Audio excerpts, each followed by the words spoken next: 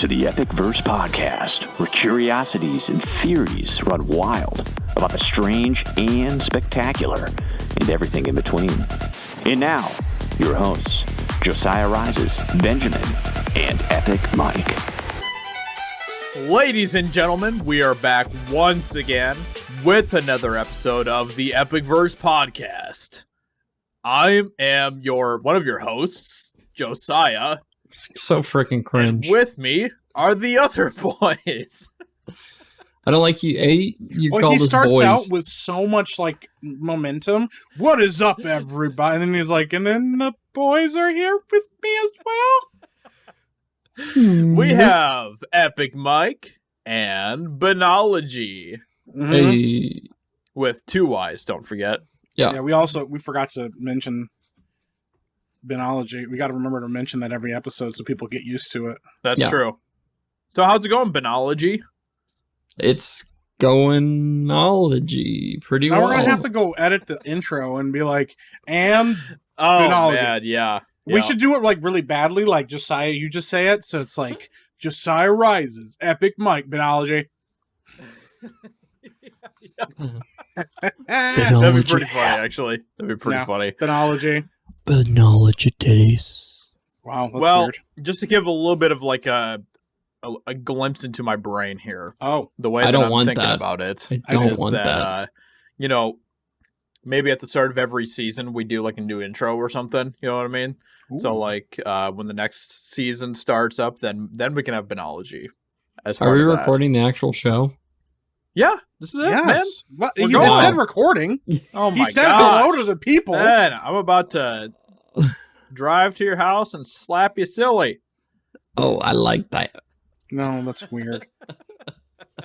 Feel like- You know what's funny about laughing?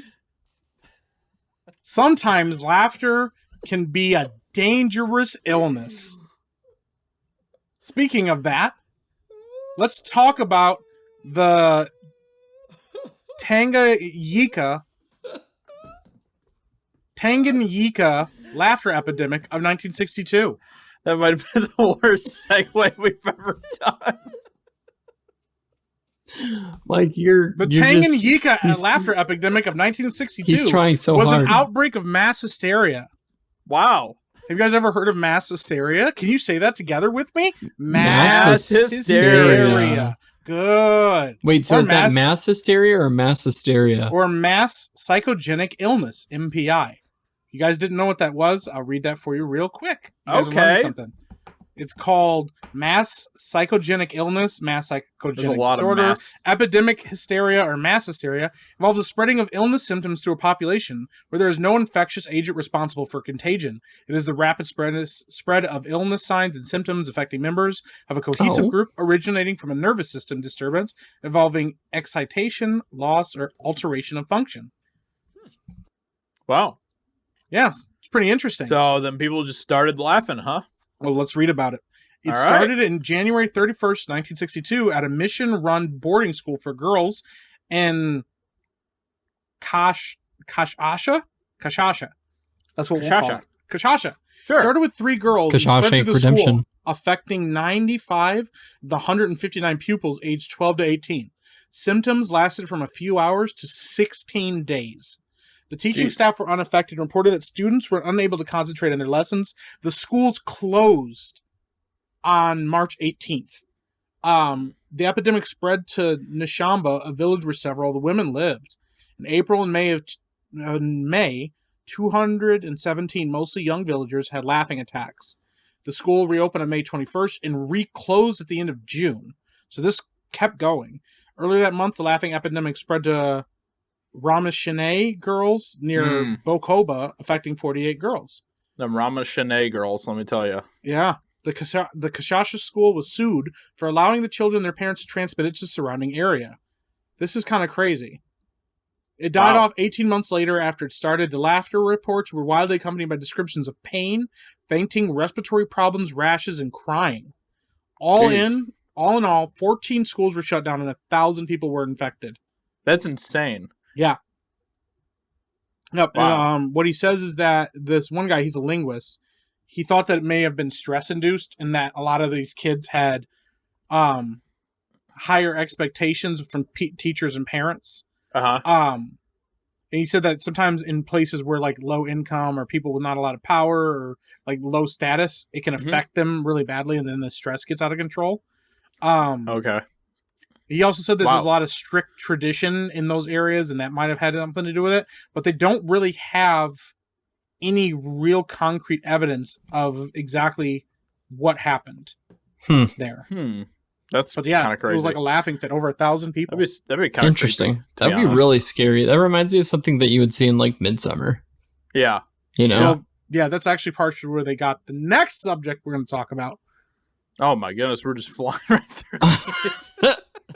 Well, this one's going to be a lot bigger because there's actually like other stories about this. But specifically, what inspired the laughing one was this one that I found. So if you play the game Elden Ring, there's a section of the game where you can enter this area where these people are laughing, and there's people laughing and giggling and like stuff like that, and they keep dancing, and they don't attack you unless you attack them unprovoked.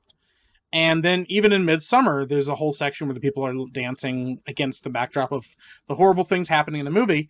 And this is inspired by the dancing plague of 1518, which is the subject that I found originally when I started reading about this. I'd never heard about this before.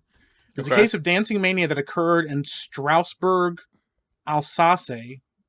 Modern day France. It's modern day France. Don't I pretend just like knew you knew that. anything about I that. knew that. No, you did. You said Yeah, modern day that's France because modern you're day looking at the France. Wikipedia article that I'm reading it off of.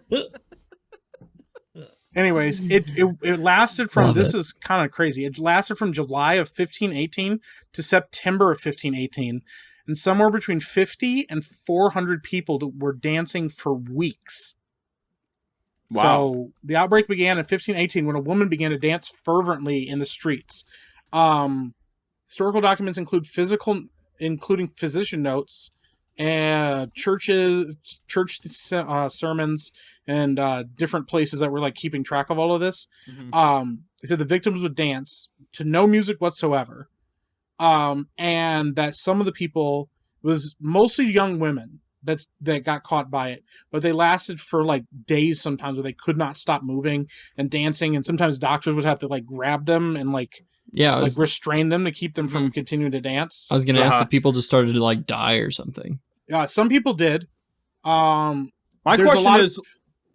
question is, what kind of dancing are we talking about here? Yeah, like exactly. break dancing, square dancing? Well, Josiah, I mean, like some when ballroom it was, dancing. Considering when it was, would there really be ballet dancing? I mean, I don't know. Maybe that's where break dancing started. Yeah. Like dancing and jumping. From what I heard, it was just like random like movements and jerking and stuff that looked like dancing. So like uncontrolled like body movements. Yeah. But then they're like, oh, it kind of looks like dancing. We'll just call it Sounds dancing. kind of like demon possession to me. Well, that's funny because back then that's exactly what the first thing people thought was. It was either demonic possession or overheated blood. Interesting. Yes. Yeah. Of course. One or the other. Yes, the other alternative, the overheated blood. Overheated blood or demon possession. There's no other. There's no other alternative explanation. Although, here. like to me, that sounds like you're being controlled by something. You know, like you can't control it, but someone else is in control. Yeah, almost like marionettes. Yeah. And well, I mean, the thing is, like, laughing could be similar. I guess you could consider them kind of similar. And that one was like, the uncontrollable, like, release of like laugh. It came out as laughter, but maybe it could have been nerves or whatever. But yeah, for them to just be like moving like this. The weird thing is, we know that, with like the whole thing with mass psychosis is that sometimes people will see something happening and not understand it.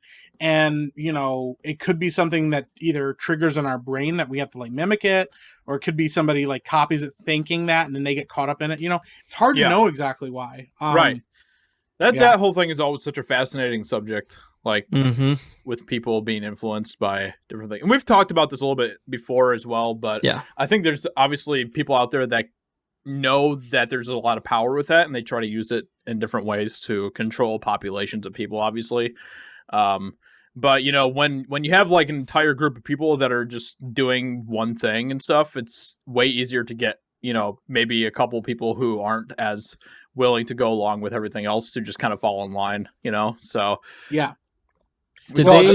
There's like that whole thing where like there's people that would be what was it? How did it go? So basically there was like people that would like put smoke inside of a room and stuff, and nobody would react to it.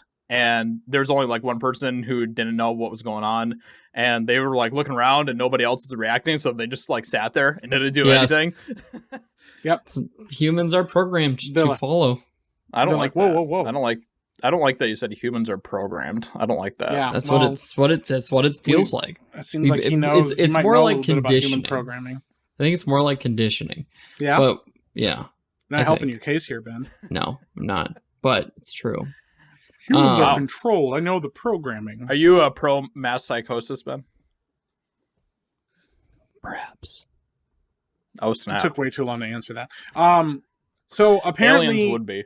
There are similar cases to this one that occurred throughout the medieval age, including one in Saxony, where it was believed to be cause of demonic possession or divine judgment. Because, of course, they're like, it's demons! Mm-hmm. You know, of course. You know? Yeah. And then in 15th century Italy, a woman was bitten by a tarantula. Oh. And the venom made her dance convulsively. And the only way to cure the bite was to shimmy and have the right sort of music available, which was an accepted remedy source. All right, that's made They're up. like, come on, get it out of there. And she's like, I'm trying to survive the poison. That makes me think of Fantastic Beasts with Newt Scamander, like doing the weird like crab thing. Yeah, the crab thing or whatever. And he's like, yeah, that's amazing. There's a lot of controversy over whether or not people died from this. But one source claimed that over 15 people per day were dying from this. Holy cow. They were just dancing so much in like the heat that they were overheating and dropping dead. But then there are other places that say that no fatalities occurred. And it could be that maybe there's a mix of both in there. It's hard to know for sure. Mm-hmm. But yeah, and then like I said, the number of dancers goes somewhere between 50 and 400, which is a pretty big fluctuation. Because like, there just back then wasn't really good record keeping. But in recent like science and stuff like that, some people believe that it might have been brought on by food poisoning. I was just about to ask them, was there maybe like an environmental effect? They think that it could have been, it's called ergotism, chemical products of ergot fungi, which grows commonly in grains and is used for baking. Basically, you can synthesize a drug from this ergot fungi or whatever, and it can cause ergotism, which is basically it can make you like move around and like have like weird like shakes and stuff like that, which could look to like cause like weird behavior in people. And apparently, the same fungus was potentially linked to what was going on in the Salem witch trials, when they believed that people were like possessed by things, was because they were eating this fungus and it was causing like convulsions and stuff like that inside of them. That's wild. Yeah. Which we've talked about that at length on this show, like the potential effects of things like plants and stuff like that. Because what it would do to you, apparently if you had like ergotism, it could make your like feet like do this and like move up and down, or like your hands and stuff like tighten and stuff. Yeah. Painful seizures, spasms. And it can also cause mania or psychosis in people. Wow. So, because apparently your intestines have a really big effect on your central nervous system. Well, you remember we talked about like the zombie type thing? Like that I mean, obviously it doesn't affect people, but like that affects ants and stuff. Yeah. Yep. I mean, what if it was similar to that? Oh, 100%. Well, along those lines. It's funny that you mentioned zombies, Ben. Oh. Because we have a story that kind of falls in line with what we're talking about here. So there, let me see if I can find it here. I just had it and then I lost it.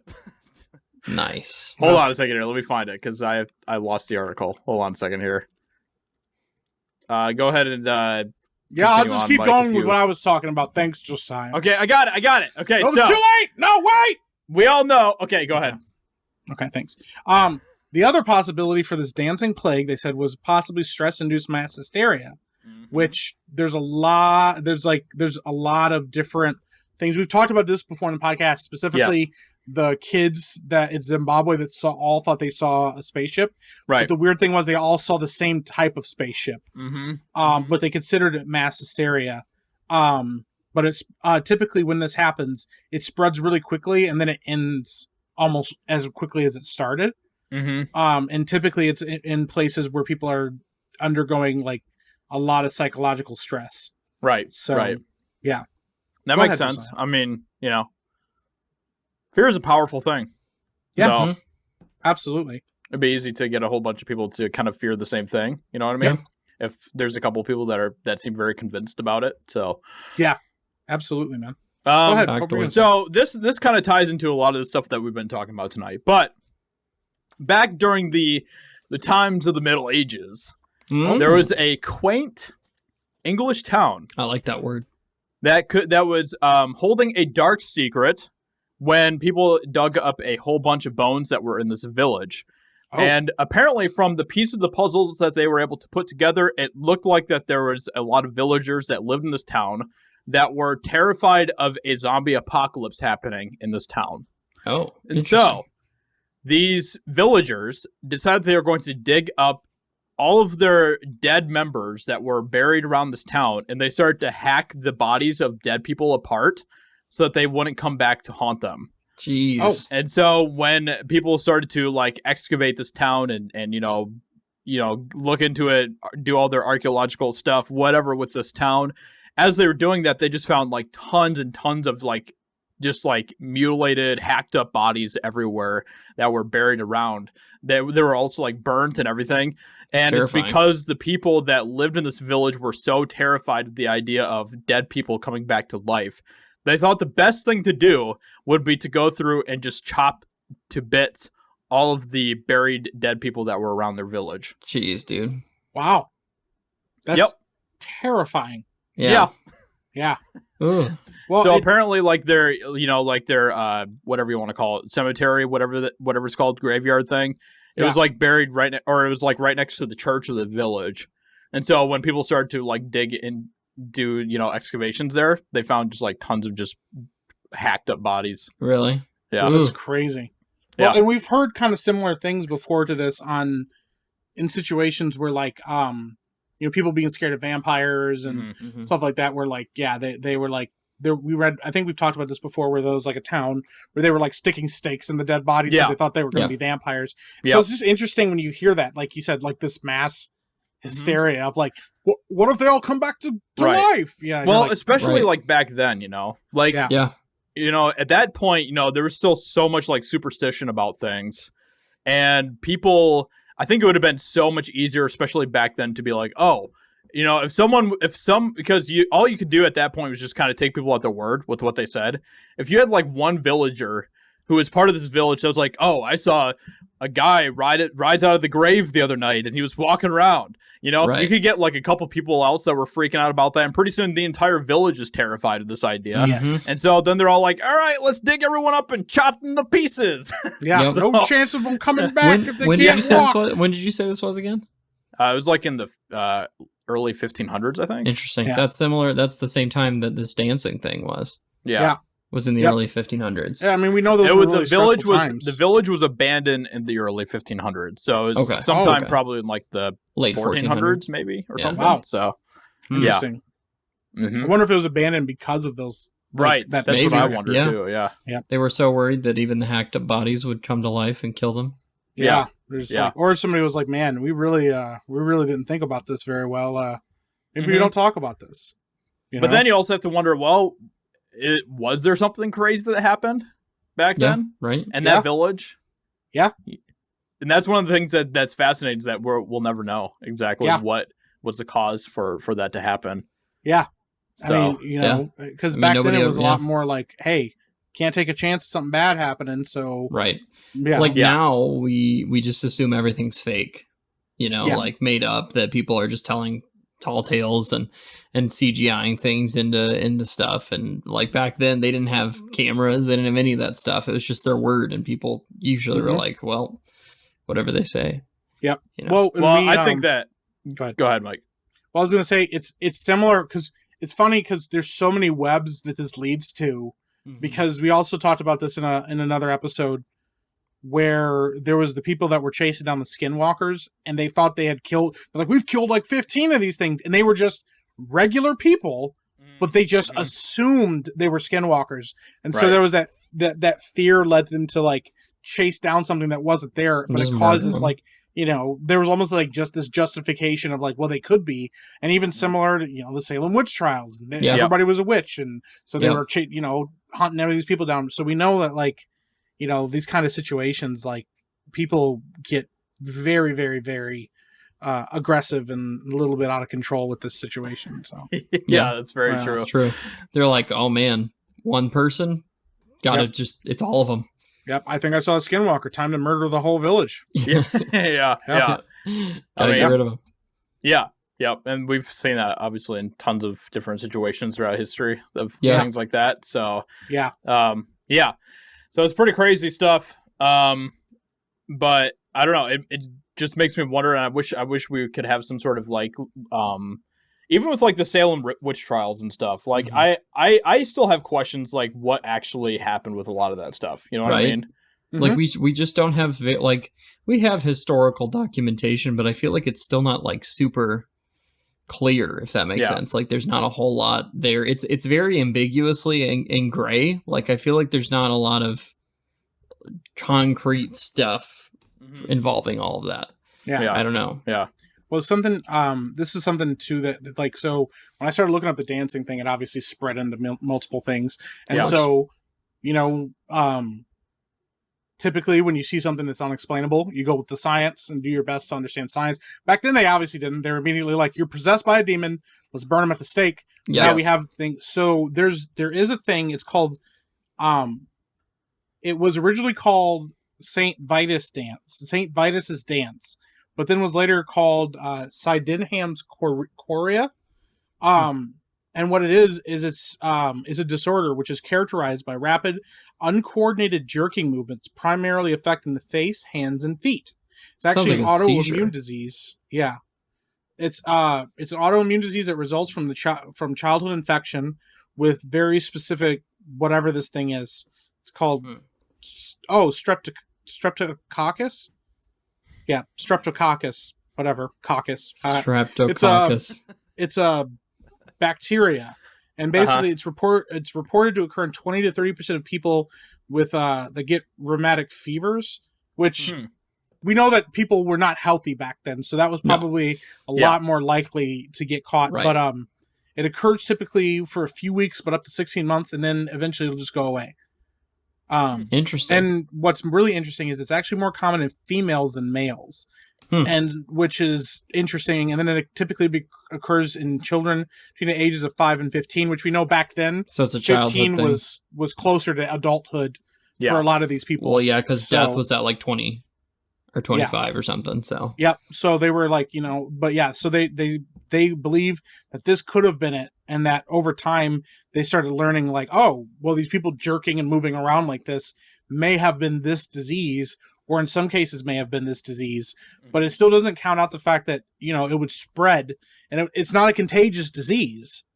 So then you still have to keep in the psychological aspect of like, maybe one person gets it and all these other people start to like, maybe it induces stress in them going, oh no, maybe I'm going to get this next, you know? But apparently this dancing mania occurred a lot in the Middle Ages, like a lot. With the first outbreak being reported in the 7th century. Oh, wow. And then it went through the 7th century and appeared all across Europe in different areas over years for like years and years and years until the 17th century, when all of a sudden it just stopped. Wow. So from the 7th to the 17th century. That's a long time. It just was popping up all over like, Europe. Why would it just stop unless they did they magically find some way to cure it? Yeah, or maybe the stress of life got less for people, and so there was less chance of it happening. One of the earliest known incidents occurred in the 1020s in Bernburg, where 18 peasants began singing and dancing around a church, disturbing a Christmas Eve service. But yeah, I mean, there's an incident that happened in 1237. A large group of children started dancing, and like they were traveling on a 12-mile journey, and they just started jumping and dancing the whole way through. Which actually sparked the legend of the Pied Piper of Hamelin. Okay, yeah, I hate stuff like that. Yeah, anything involving kids. 1278. There was about 200 people. They started dancing on a bridge, resulting in his collapse. Oh my gosh! Yeah, which idiots. This is a total side thing. I don't know if you guys have ever heard about this, but have you ever heard about like the bridge harmony, like that? So if you walk on a bridge, if there's like a bunch of people walking on a bridge together, like let's say you have like an army of people and they march in the same time together, it actually can cause the bridge to collapse because of the vibrations from their feet. Right. So there's actually videos in for listeners, you guys can go look this up. There's like a bridge collapse. It was in England, and they developed this really beautiful bridge. I think it was called the Infinity Bridge or something. And all the like hundreds and hundreds of people were walking along this bridge, and they kept walking. And the thing is about humans, when you walk along with enough people for a certain amount of time, you'll start to walk in step with each other.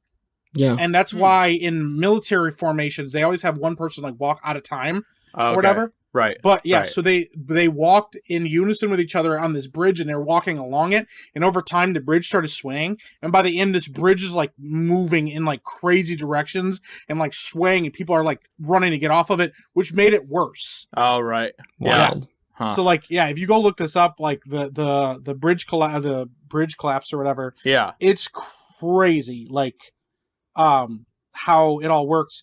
But once again, you know, it's that same thing of like mass like grouping of people and what they can do. But anyway, so yeah, 200 people dancing on a bridge, and they caused the bridge to collapse because 200 people on a bridge. And then the first really major outbreak happened between 1373 and 1374, and it was reported across England, Germany, and the Netherlands. Like all in these different places, they were reports of these people breaking out and dancing. That's so. It makes me wonder, like, you know, talking about like the bridge thing with. I wonder what would happen if like everyone on Earth like jumped at the same time. You know what I mean? So it's funny. I actually watched the thing on that. And apparently, nothing. What? Nothing? Yeah, they said like nothing would really happen. Yeah, like it would be really cool to get everybody organized, but it wouldn't really do anything. Like billions of people just jumping at the same time. Yeah, because everything is. So what if you took apart. everyone and put like everyone like on the same like continent or something, and then they jumped? What would happen? Could you fit that many people? Oh yeah. Oh, you want to hear something crazy, Ben? If you took the entire population of the Earth, you ready for this? Mm-hmm. Took the entire population of the Earth, put them arm in arm, like right up next to each other, so there's no room for anything. They would fill up the city of LA, and that's it. Yeah, 7 billion people in the planet. The overpopulation of the Earth it's not a thing, because if you actually wanted to give, if you just had houses lined up, and just had them lined up, and everybody had their own yard and all had their own space, and like their own plot of land, and you just had nothing but houses, it would only fill up Texas. Mm-hmm. Yep. Interesting. Yeah, some guy did the math on that. But yeah, because of the size of human mass, like compared to the Earth, because the Earth is huge, it wouldn't do anything. It would basically, like, you might hear it if you were like near people, but yeah, nothing would really happen because the mass That's of kind human. of disappointing. Yeah, because like even if you put everybody in like Texas, you wouldn't like move the planet or something. Yeah, they would be like jump, and the Earth would be like, okay, yeah, nice. But the interesting thing is that we know that if we were to like go walk along a bridge, the harmony of our walking would cause the bridge to like collapse. You know, the bridge is a little bit of a different structure than the Earth, so that's true. That makes sense. It's not a planet, but it's but the thing is, it's not jumping on the bridge; it's walking on the bridge with enough people. Yeah. So what if everyone on the Earth walked in unison at the same time? Probably nothing. I mean, you know, man, the Earth is just too strong. Yeah, it's crazy. It's like it's a planet or something. Yeah. What if everyone in the Earth screamed at the same time? You ever think about that? That would be interesting. I wonder what would happen with that. Yeah, that'd be terrifying. I don't even know what the ramifications would be. But that'd be terrifying. Let's see. You would just lose your hearing. Gone. You're like, oh, what? Huh. I don't even know what that would do. Like, well, let's check it out. See if we can find anything at this. Because I mean, I don't know. Sound isn't like anything that crazy. So I you guess want to hear something? This is really crazy. What's that? Even a person scream at their very loudest, it might maybe carry 100 yards. Oh, really? So, that's it? Yeah. Okay. Yeah. Dude, this is the worst. It's so sad. I'm so sad right now. Compared to the total mass of the atmosphere, the air in the lungs of 7 billion people is microscopic. Really? Yeah. Wow. Mm-hmm. We're just pathetic. The volume of the Earth's atmosphere, according to this right here, is 4.2 billion cubic kilometers. Mm-hmm. And the volume of 7 billion human lungs altogether, based on like the max air we could have on our lungs, is like 0.03.5. Wow. We suck. Yeah. We suck. Did you know that like a howling monkey, did you know that their like scream can like travel up to like 2 miles? Yeah. Dude, that's crazy. That's so loud. just insane. Yeah. Well, what if we replace all the humans with howling monkeys and then had all the howling monkeys scream at the same time? That might do something different. That might just break the planet. Well, it would just be really loud. Yeah. It would deafen all the humans. Yeah. And then it would be Planet of the Apes. Well, I think we've talked about this in the podcast. Like one of the loudest sounds in the world is the sperm whale. Mm-hmm. It's clicks. Oh yeah. It can explode you with its. Yeah. Like if you're underwater. Yep. Yeah. So you wonder, like, what if we took them out of, like, all of them at the same time? Threw them on land. Threw them on land and said, click or you die. Well, the minute they click, we would proceed to die, and then the planet would probably break in half. Yeah. I don't know why we always come back to doing weird experimentations with whales. On whales. Yeah. Twisted psychopaths. Frickin' whales. Yeah, especially because it all comes full circle. Sound travels really, really, really far.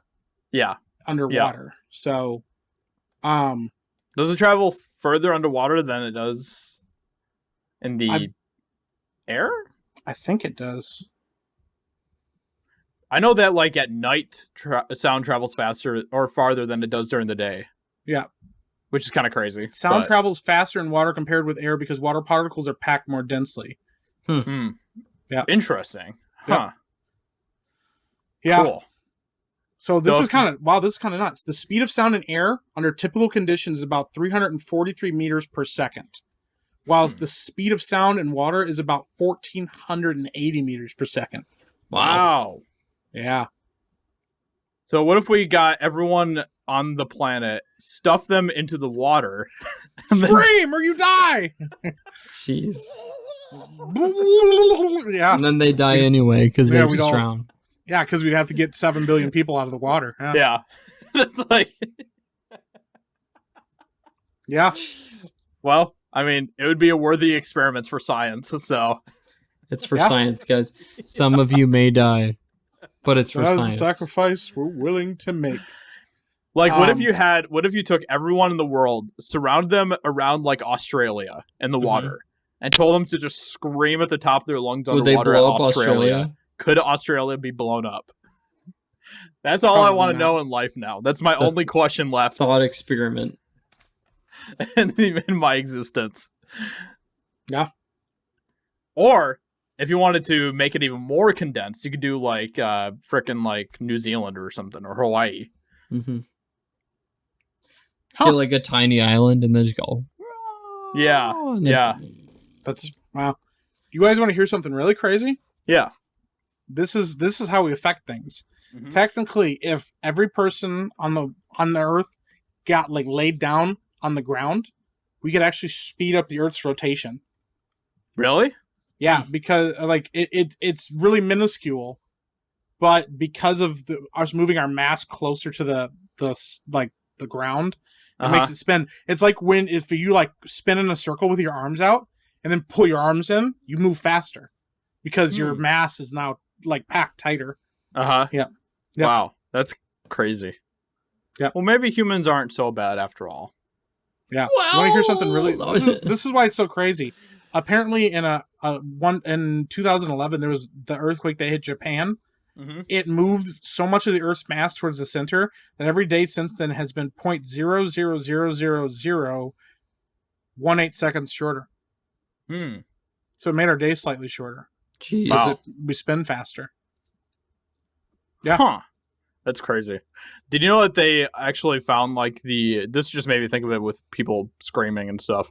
They found like the walls of Jericho like collapsed, and they like scientists can't explain like why these walls came down and stuff.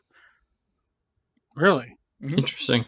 Yep. Interesting. They also found them like burnt, like a lot of burn markings on them and stuff too, which obviously was attributed to like when the Israelites like stormed into Jericho after the walls came down. So it's pretty crazy. Yeah. Interesting. We just read about that. We were reading about that the other day. So I thought that's really fascinating, dude. Yeah. Yeah. What do you do about that? Yeah. Huh. So, yeah. Well, I don't know, man. I'm trying to read about what would happen if we all like jumped at the same time in like a city. Mm-hmm. It does sound like we'd have an effect, but like it wouldn't be like super crazy. I don't know. Well, you also have to think that, you know, humans aren't, I mean, we're not like that heavy, you know what I mean? But we also like, if we were spread over a huge area, I probably wouldn't be as effective as like something obviously that's like super heavy being in one more condensed area. Interesting. So okay, well apparently, according to this is the first concrete thing I found. Okay. Apparently we would need 7 million more people than we have living on the Earth right now, or than had ever lived on the Earth ever. 7 million? 7 million more than what we have had living on the Earth, like period, altogether. Like, but apparently, if all those people got together, like you had like billions upon billions of people all get into one area together and jump, they could technically cause a bit of like an earthquake. Oh, yeah, nice. Yeah, that makes sense. They could, yeah, because apparently, if you got like, I think it was like, it's like millions upon millions of people, you can get it to affect the Richter scale, but it's really, really, really minor. Oh, okay. But yeah, that's really cool. It's weird that like laying down on the ground is more effective. Yeah, I know, right? Jumping. So yelling. Maybe what we need to do is build a giant cylinder and stick the human population inside the cylinder, take it up to outer space, and then drop the cylinder so that everyone's like more concentrated. You know what I mean? Like it's a more concentrated force. We just drop the cylinder right at Earth and then see what happens. Yeah, definitely. No. Great We'd experiment. all die. Great experiment. No, I mean it's for science. No, you won't know unless you try it. Well, I don't want to know now. Oh, I will say this, dude. One of the crazy things, this is like a crazy Russian experiment. I think we've talked about this before. It's hard to know. We talk about a lot of things. There was an experiment one time where they figured out weapons that were more dangerous than nukes. And one of the ideas was to take a giant tungsten rod, because of how dense it is, and put it in like a satellite and drop it on Earth, and it could like wipe out a whole city. Oh, right. If you could drop it from orbit. Yeah. Because of how densely packed it is. That's kind of scary. Yeah. But I feel like human beings aren't that dense. Yeah. But if you stuck us like in a giant tube, you know what I mean? And then, I don't know. It's really sad. I just feel sad. Dense billions of people in a giant tube and drop them from space. Yeah. Sounds like a nice experiment. No, it sounds awful. I don't like this. I mean, basically we're at a point where humans have two choices. They can either do that, or they can all be underwater around Australia and screaming out Australia. And we'll see what happens. Wow. Are those the only two options? The only two, Mike. I mean, otherwise... No, Josiah, there's no other option. Otherwise, if we don't do this, then the nuclear apocalypse is going to happen. So, Judas. I don't like that. That's how it's going to go down. So I don't like that at all. Maybe Australia is going to, because it's such a deadly continent, it's going to wipe out the rest of the world if we don't stop it. So we have to get into the water around it, surround it in the water, and then scream at it. As humans, arm in arm, together. What if you also have the whales click at it? Then all the people on the planet would just explode, and then Australia too would explode. Well, you know what makes me wonder now? What it really makes me wonder: can hippos yell really loud? You know what? No. Nope. That's it. All right. Well, with that horrible question, let's go ahead and close out the podcast. That's a valid question. I mean, they're cousins. I mean, it's definitely a question. It's not a valid one. Question. It's definitely a question. They're not relatives, Mike. Yes, they are. No. According to science. So, with that being said, let us know what you think about all of this in the comments below. If you're watching us on YouTube, please subscribe as well. And if you're listening to us on your favorite audio podcast platform, then please leave a review. We'd appreciate that a lot. This is Epic Mike, Benology, and JosiahRises, and we are out of here to go scream at a tree. Australia. Bye. Ah!